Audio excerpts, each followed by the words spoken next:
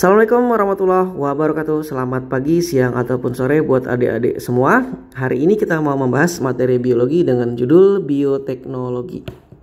Oke, materi bioteknologi ini ada di SMA dan juga ada di SMP. Tapi mungkin sekarang saya lebih dalam membahasnya, jadi mungkin lebih ke level SMA kelas 12 ya. Kalau SMP ini kelas 9 SMP. Ya, perkenalkan dulu, nama saya Rahmat Hidayat. Oke, saya jurusan pendidikan biologi. Kita berlanjut adik-adik semua. Bioteknologi yang pertama yang akan kita bahas adalah pengertiannya, definisi dari bioteknologi. Ya, langsung aja kita bahas karena definisi ini menurut saya bagusnya nggak perlu dihafal ya, yang penting paham ya. Jadi kalau ngomongin bioteknologi itu dari kata bio dan teknologi. Bio artinya makhluk hidup ya. Jadi bio ini artinya makhluk hidup. Teknologi ya berarti teknologi gitu. Jadi memanfaatkan makhluk hidup sebagai teknologinya. Nah, jadi kalau kita artikan mungkin bioteknologi itu artinya memanfaatkan makhluk hidup untuk menghasilkan suatu produk atau suatu jasa. Contohnya misalnya, zaman dulu orang banyak yang nggak suka susu. Nah, akhirnya susu diutak-atik menggunakan makhluk hidup, menggunakan bakteri. Ya, jadi contohnya misalnya susu dikasih bakteri, tiba-tiba susunya jadi harum ya kan. Nah, itu yang kita sebut dengan yogurt. Akhirnya setelah jadi yogurt orang banyak yang suka. Nah, bisa juga susunya kita kasih bakteri terus jadi mengeras dan rasanya lebih enak, gitu yang kita sebut dengan keju. Jadi gitu ya. Jadi definisi dari bioteknologi adalah tadi memanfaatkan makhluk hidup menghasilkan suatu produk atau jasa. Nah, biasanya kalau kita ngomongin bioteknologi itu nggak jauh-jauh pembahasannya dari dua ini. Jadi biasanya dibagi jadi dua nih, mau di SMP mau di SMA sama aja. Jadi pembagiannya ini berdasarkan prinsip ilmiahnya. Jadi berdasarkan reaksi kimianya, berdasarkan reaksi yang terjadi di bioteknologi tersebut. Jadi kalau bioteknologinya cuma fermentasi itu kita sebut dengan konvensional. Jadi sederhana deh. Pokoknya siapapun kemungkinan ini bisa melakukan yang namanya bioteknologi konvensional karena prinsipnya hanya fermentasi. Jadi menggunakan substrat, menggunakan bahan, kita kasih bakteri, kita kasih jamur, udah jadi gitu. Jadi sederhana. Nah, contohnya pembuatan tempe, pembuatan yogurt, nata de coco, ya kan, keju oncom dan lain sebagainya. Nah, ini banyak menggunakan cara fermentasi ya. Yang berikutnya adalah dengan cara modern, pembagian yang bioteknologi yang modern, di mana di sini ada rekayasa ya. Jadi kata kuncinya di fermentasi dan rekayasa. Nah, rekayasa ini bisa rekayasa sel, bisa rekayasa genetik ya. Berarti kan ini nggak orang sembarangan yang bisa ngelakuin bioteknologi modern karena perlu pendidikan khusus ya, perlu keahlian khusus, dan biasanya produk-produknya juga ini produk-produk mahal biasanya. Contohnya kultur jaringan ya, memperbanyak jaringan. Jadi menggunakan jaringan yang kecil atau menggunakan satu sel saja, tapi kita bisa bikin makhluk hidup menggunakan satu sel, kan itu luar biasa. Itu nggak sembarangan, kita harus belajar teknik aseptiknya, dimana tidak boleh ada jamur, tidak ada boleh bakteri sama sekali. Peralatannya juga ini nggak sembarangan ya. Yang berikutnya adalah DNA rekombinan. Bayangkan aja menggabungkan dua DNA dari makhluk hidup yang berbeda, gimana kan caranya kalau kita tidak menggunakan peralatan dan teknologi khusus dan ilmu khusus gitu ya. Yang berikutnya bayi tabung. Ya, kalau pernah dengar istilah bayi tabung, ini sebenarnya bukan bayi yang ditaruh di tabung, dikasih selang, mulutnya kasih oksigen sampai gede, bukan ya. Jadi sebenarnya bayi tabung itu hanya pemindahan proses pembuahan yang di manusia itu harusnya terjadi di tuba fallopi atau di saluran telur ya.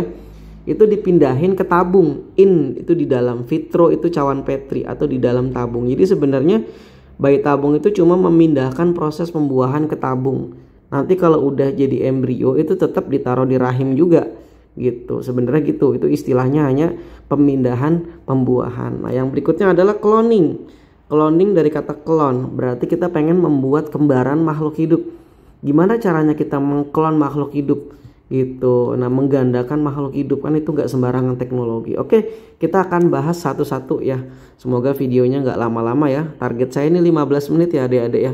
Oke, lanjut. Yang pertama kita bahas tentang bioteknologi yang konvensional, yang prinsipnya menggunakan teknologi fermentasi. Oke, yang pertama adalah tempe menggunakan jamur ya, jamur rhizopus ya.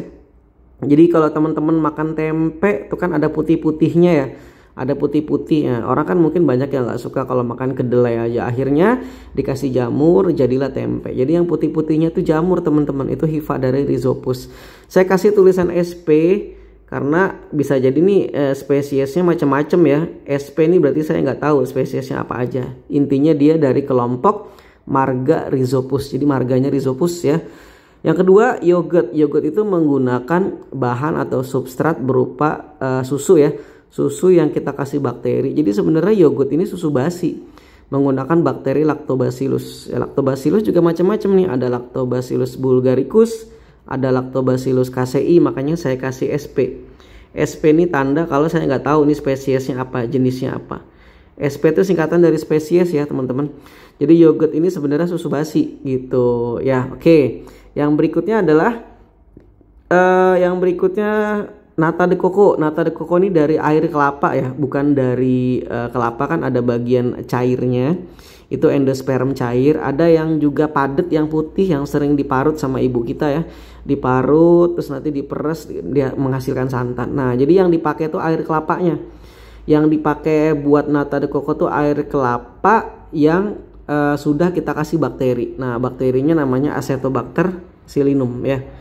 Nih lupa saya, ada Acetobacter psilinum ya. Jadi menggunakan bakteri ya, dan jadi banyak prosesnya adik-adik, bukan hanya kita kasih bakteri, tapi biasanya kita harus berikan perlakuan, kita rebus, kita kasih gula lagi dan seterusnya. Jadi perlu diproses gitu. Dan ada proses, nanti ada pemeraman atau inkubasi ya. Nah, jadi prosesnya panjang. Ini kalau kita mau belajar satu-satu cara pembuatannya panjang ya adik-adik ya.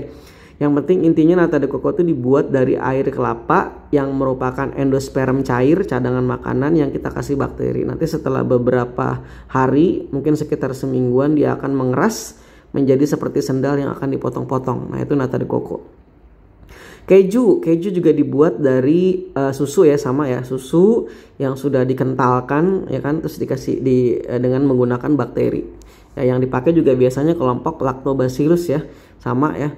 Yang berikutnya oncom. Oncom ini mungkin kalau di Pulau Sumatera jarang ya, biasanya anak-anak yang tahu oncom ini di anak-anak di Jawa ya. Jadi oncom itu dibuat dari ampas tahu yang ditaburin sama jamur, diinkubasi, diperam, nanti jadi oncom. Nah, oncom biasanya juga dimakan buat lauk. Nah, tapi kalau di Sumatera jarang, biasanya banyaknya di Pulau Jawa ya. Oke, yang berikutnya kamu silakan tambahkan semua, karena kalau ngomongin konvensional ini rata-rata hafalan gitu, tapi prinsipnya semua menggunakan teknologi fermentasi saja gitu. Oke, kita akan lihat sedikit gambar ya adik-adik ya. Oke, ini bisa kita lihat di sini, ini adalah sebelah kiri pembuatan yogurt ya. Ini menggunakan susu ya, susu asli ya adik-adik ya. Jadi susu murni, bisa pakai susu kambing, bisa pakai susu sapi dan lain sebagainya. Yang pasti kalau mau dibuat bisnis kan kita cari semurah mungkin gitu. Nanti susunya kita rebus ya kan, tapi jangan sampai mendidih. Karena susu itu protein, kalau kita panaskan sampai mendidih akibatnya proteinnya akan rusak ya, akan terdenaturasi. Nah, setelah kita panaskan, kita taruh di wadah yang steril, nanti kita kasih starter. Nah, biasanya yogurt itu menggunakan starternya bisa pakai dari yogurt yang teman-teman beli di pasaran. Seperti ini yang sebelah kanan nih. Nah, ini mungkin yang terkenal dari Jepang tuh Yakult dan lain sebagainya. Itu isinya bakteri teman-teman. Jadi teman-teman tinggal masukin aja bakterinya ke situ, nanti dibiarkan beberapa lama, ditutup, diinkubasi, nanti jadi. Setelah beberapa hari, 3, 4, 5 hari jadi yogurt. Tinggal teman-teman nikmati. Nah, ini yang diperjualbelikan. Nah, gitu teman-teman. Oke, itu pembuatan yogurt ya. Yang berikutnya nata de coco yang bentuknya keras seperti sendal nih, teman-teman ya. Ini dibuat dari air kelapa yang dicampur dengan nutrisi, macam-macam nutrisinya. Nanti setelah jadi ditaruh di nampan, ditutup dengan koran ya, ada nih. Lalu nanti diberikan starter. Kalau tadi kan starternya pakai Yakult ya, pakai yogurt yang diperjualbelikan. Nah, kalau ini starternya harus beli teman-teman. Teman-teman bisa beli di tempat-tempat pertanian, di lab biologi. Nanti dimasukin starternya, ditunggu sekitar 3, 4, 5 hari. Jadi kayak gini nanti dipotong-potong. Nah, lalu dicuci, lah diperjualbelikan. Nah, itulah nata de coco ya. Oke, yang berikutnya ini oncom yang saya bilang tadi. Mungkin kalau anak-anak di Sumatera jarang ngelihat oncom ya. Ini jamurnya teman-teman. Jamurnya ini yang udah di oncom, udah dibuat tumis ya, enak banget rasanya. Oke, Nah, lanjut teman-teman. Yang berikutnya adalah kita belajar tentang bioteknologi modern. Saya rasa yang konvensional tuh kebanyakan hafalan. Yang penting teman-teman udah paham prinsipnya kayak gimana, hanya fermentasi ya. Nah, sekarang yang modern. Kita belajar yang modern. Yang pertama, kita belajar tentang kultur jaringan. Jadi kalau dari pengertiannya, kultur itu artinya memperbanyak. Kultur jaringan berarti memperbanyak jaringan. Nah, kultur jaringan ini bisa diberlakukan di tumbuhan ataupun di hewan. Nah, bedanya kalau pada tumbuhan itu sifatnya totipotensi, teman-teman. Apa tuh totipotensi? Totipotensi adalah kemampuan untuk tumbuh menjadi organisme seutuhnya. Jadi kemampuan untuk menjadi organisme seutuhnya, kemampuan berdiferensiasinya sangat tinggi. Jadi kalau kultur jaringan tumbuhan itu teman-teman bisa menggunakan, biasa kalau kita nanam tumbuhan itu kan kita menggunakan itu ya, menggunakan tanah, kita tanam bibit kan. Nah, bibitnya menggunakan biji. Nah, kalau kultur jaringan teman-teman cukup menggunakan bibit berupa jaringan, bahkan sel. Nah, nanti kita sebutnya dengan explant. Jadi yang pertama teman-teman lakuin adalah teman-teman menyiapkan media. Medianya apa? Medianya media agar gitu. Jadi media agar-agar yang teman-teman makan itu tapi sudah diolah, sudah dikasih nutrisi dan lain sebagainya, steril, tidak boleh ada bakteri atau jamur sedikit pun. Nah, seperti ini ya teman-teman ya. Jadi nanti yang pertama teman-teman lakuin adalah teman-teman buat media, terus di media itu teman-teman masukin explant. Explant ini bibit yang akan kita tumbuhkan. Explantnya ini bisa pakai, ini kalau di sini wortel ya. Pokoknya explant itu bisa pakai apa aja, bisa pakai akar, bisa pakai batang, bisa pakai daun, bisa bahkan serbuk sari pun bisa. Nah, teman-teman tanam di media agar. Setelah ditanam di media agar, kalau dia berhasil, dia akan tumbuh menjadi jaringan yang belum berdiferensiasi, namanya kalus. Kalus itu belum terbentuk akar, batang, daun ya. Ini ceritanya kita ngambilnya dari wortel nih ya. Nanti setelah berhasil, kalus akan tumbuh menjadi embrio. Lalu dia akan tumbuh nanti muncul akar, muncul batang, muncul daun. Dan itu kalau udah lengkap namanya plantlet gitu. Jadi ini kultur jaringan kan luar biasa teman-teman ya.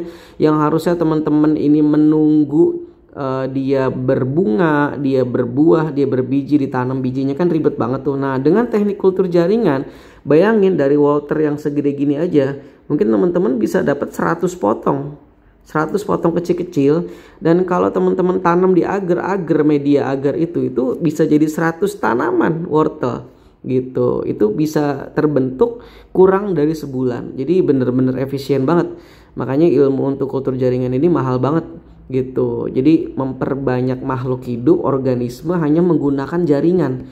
Tidak perlu menggunakan biji, tidak perlu menggunakan macam-macam. Pokoknya hanya menggunakan jaringannya. Gitu kan, luar biasa ya. Dan dia mampu menjadi makhluk hidup seutuhnya. Makanya disebut dengan sifat ini disebut dengan sifat totipotensi, dan ini hanya bisa terjadi di tumbuhan. Kalau di hewan bukan totipotensi, tapi kalau pada hewan itu sifatnya dia diferensiasinya kecil ya.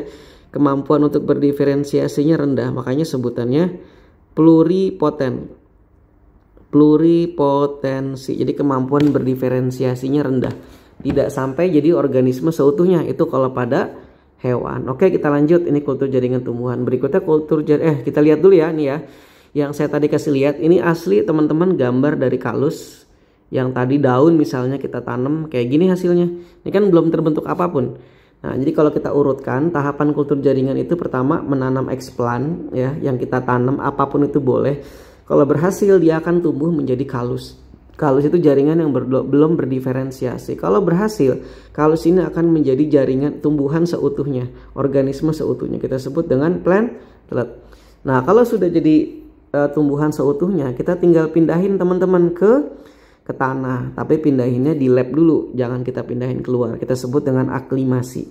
Nah, setelah berhasil di lab tumbuh, baru kita pindahkan ke alam, namanya aklimatisasi. Mungkin ini tahapan proses kultur jaringan kalau kita mau buat tahapan rincinya. Oke gitu teman-teman ya.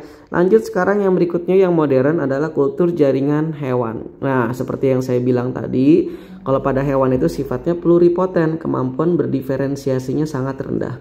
Pluripoten. Nah, kalau pada jaringan hewan itu nggak akan sampai jadi organisme seutuhnya teman-teman. Paling sampai tingkatan sel aja atau jaringan. Jadi jadi jaringan otot, jadi sel otot, jadi sel saraf, jadi sel hati dan lain sebagainya. Bahkan yang saya tahu sih ini bisa sampai setingkat organ. Jadi dengan menggunakan ini stem cell, ini sel puncak namanya ya, sel puncak nggak pakai K.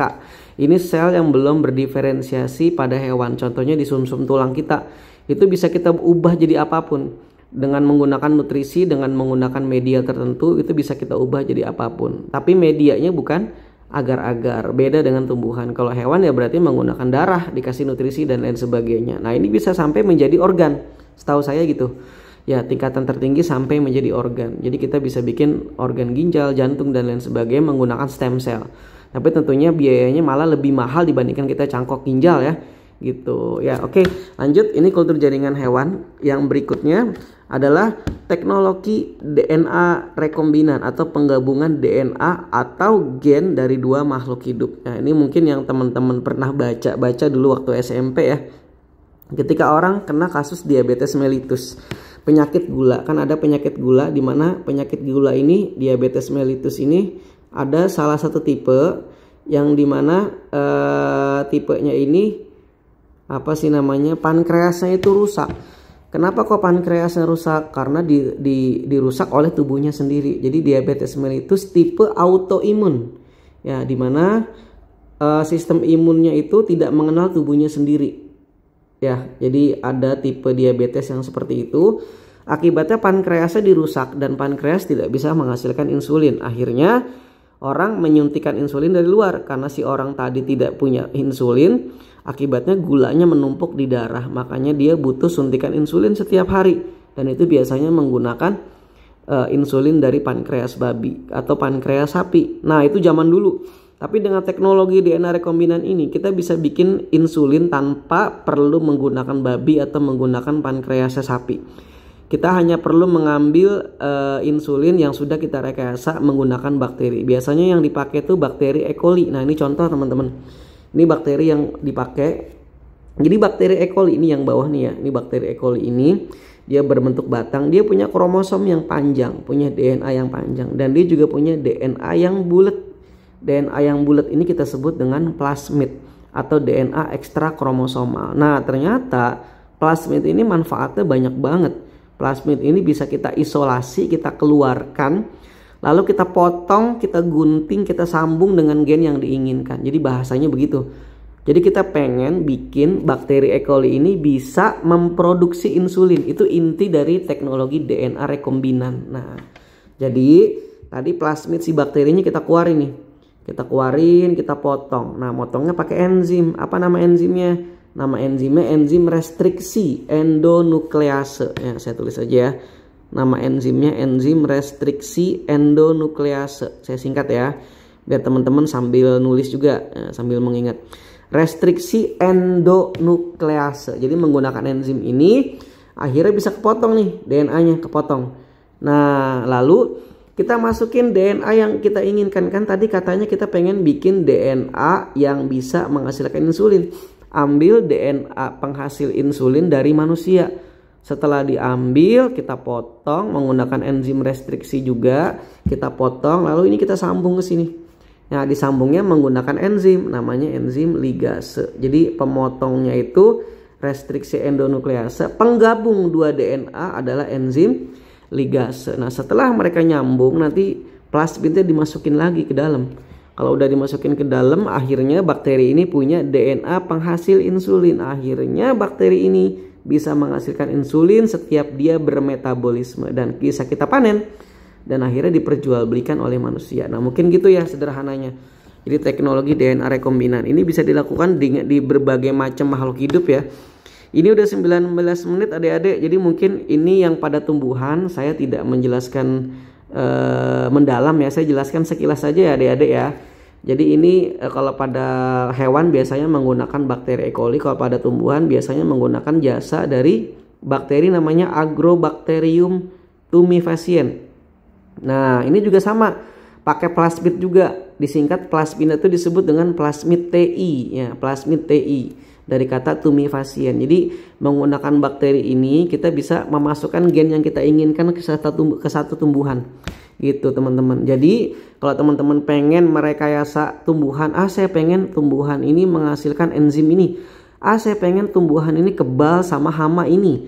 Nah, teman-teman bisa rekayasa apapun. Saya pengen tumbuhan ini bisa nyala kayak ubur-ubur yang di bawah laut, bisa gitu. Yang penting kita menggunakan jasa si bakteri Agrobacterium tumefaciens ini. Kita ambil plasmidnya, kita cangkokin gen yang kita inginkan, sama kayak tadi prinsipnya. Nah setelah kita masukkan gen yang kita inginkan, nanti si Agrobacterium ini kita masukin ke tumbuhan. Nah biasanya masukinnya tuh menggunakan teknik kultur jaringan. Kan tadi kita udah belajar kultur jaringan ya teman-teman ya. Jadi ada tadi yang namanya tahapan kalus. Nah kalau tuh kultur jaringan itu sudah menghasilkan kalus, teman-teman tinggal masukin bakteri ini di kalus. Nah kalau nanti jadi tumbuhan seutuhnya, maka tumbuhan itu akan mempunyai sifat gen yang sudah kita cangkokin tadi. Nah gitu sih prinsipnya, sama ya. Oke, berikutnya adalah selain DNA rekombinant kita mau bahas lagi ini fertilisasi in vitro. Fertilisasi itu pembuahan, in vitro itu ditabung, dalam, in itu di dalam, vitro itu tabung. Ini yang kita sebut dengan bayi tabung ya. Oke. Seperti yang saya jelasin tadi, kenapa kok orang melakukan bayi tabung dengan biaya yang sangat mahal, yang mungkin ratusan juta ya harganya ya. Jadi bayi tabung ini terjadi karena seorang suami istri sudah menikah tapi nggak punya anak. Nah setelah mereka datang ke dokter, ternyata dicek si suami ini spermanya normal, si ibu telurnya juga normal, nggak ada masalah. Berarti kan masalahnya di fertilisasinya mungkin ya. Dan ini pertama kali dilakukan pada tahun 1978. Akhirnya berhasil melahirkan bayi gitu ya. Jadi prosesnya ini adalah menggunakan cara tadi. Jadi menggunakan cawan Petri ya, kita taruh di cawan Petri ini ya. Kita cawan Petri ini, telur kita taruh di cawan Petri. Telur dari siapa? Telur dari si ibu. Nah berarti si ibunya dioperasi dong. Dioperasi, diambil telurnya. Kapan ngambil telurnya? Ya kemungkinan ketika si ibu tadi lagi masa-masa ovulasi. Masa ovulasi adalah masa keluarnya ovum ketika sudah matang gitu. Nah diambil, nah biasanya disuntikan hormon yang memacu untuk produksi telur lebih banyak. Nah jadi biasanya telurnya lebih dari satu. Setelah disuntik nanti si ibunya ovulasi ditandai dengan siklus hormon yang tinggi ya. Biasanya kalau ovulasi itu LH-nya tinggi. Jadi ketika ibu itu ovulasi, dioperasi, diambil telurnya, terus si bapak nanti suruh masukin spermanya ke sini. Jadi nanti akhirnya sperma dan telur akan ketemu di cawan Petri. Makanya disebut dengan fertilisasi in vitro. Kalau berhasil menjadi embrio, maka embrionya nanti ya kan, setelah berhasil embrionya dimasukin ke dalam rahim juga gitu. Jadi tetap si anak itu harus di rahim. Rahim siapa? Ya terserah, mau di rahim si ibu yang tadi atau orang lain juga bisa, tidak ada masalah gitu. Yang mungkin kan bisa jadi masalahnya karena si ibu ini rahimnya nggak kuat, maka harus sewa rahim, bisa juga. Intinya adalah hanya memindahkan proses fertilisasinya gitu. Oke, yang berikutnya ini adalah cloning teman-teman. Nah cloning ini dari kata clone. Clone artinya penggandaan atau pembuatan kembaran. Jadi kalau yang sering dibicarakan tentang cloning, biasanya sering diomongin itu domba Dolly ya. Domba Dolly pertama kali cloning yang sukses di tingkatan makhluk hidup dengan takson yang tinggi ya, karena ini kan mamalia ya. Kalau nggak salah cloning pada domba Dolly ini lebih dari 100 kali percobaan ya, dan yang berhasil tuh cuma itu aja. Yang lainnya kebanyakan gagal gitu. Dan ini pun kalau nggak salah domba Dolly ini disuntik mati ya, euthanasia, karena terlalu banyak penyakit ya. Jadi cloning yang dilakukan pada domba Dolly ini adalah di sini menggunakan 3 induk teman-teman. Jadi di sini menggunakan 3 induk. Ini induk yang pertama ya. Jadi induk yang pertama, ini induk yang kedua, ini induk yang ketiga. Nah, jadi ini eksperimennya menggunakan 3 induk ya. Induk pertama, induk kedua, induk ketiga. Nah, fungsinya masing-masing ya. Jadi beda-beda fungsinya. Oke, dari induk yang pertama.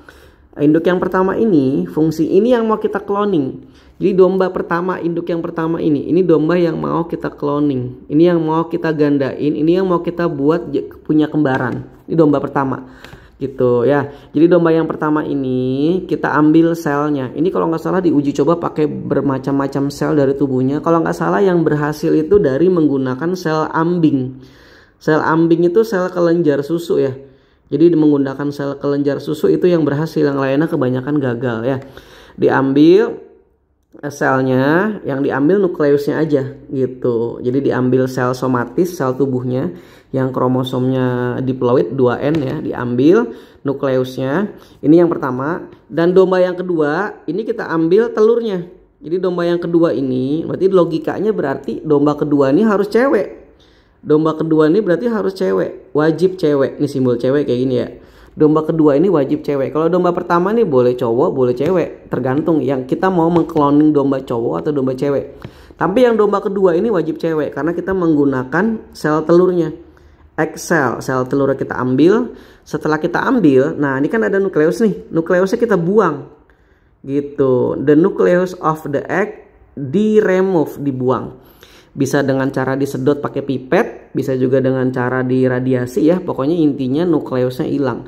Jadi akhirnya kita mendapatkan dari domba kedua telur yang tidak punya nukleus. Berarti kosong DNA-nya. Nah, nanti karena dia kosong DNA, makanya kita masukin nukleus dari domba yang pertama gitu. Akhirnya kita mendapatkan ovum yang sudah punya nukleus dari domba pertama. Jadi kita seperti menggabungkan dua sel dari domba 1 dan domba 2 gitu ya. Oke, lanjut ya. Sorry tadi ada gangguan sedikit ya adik-adik.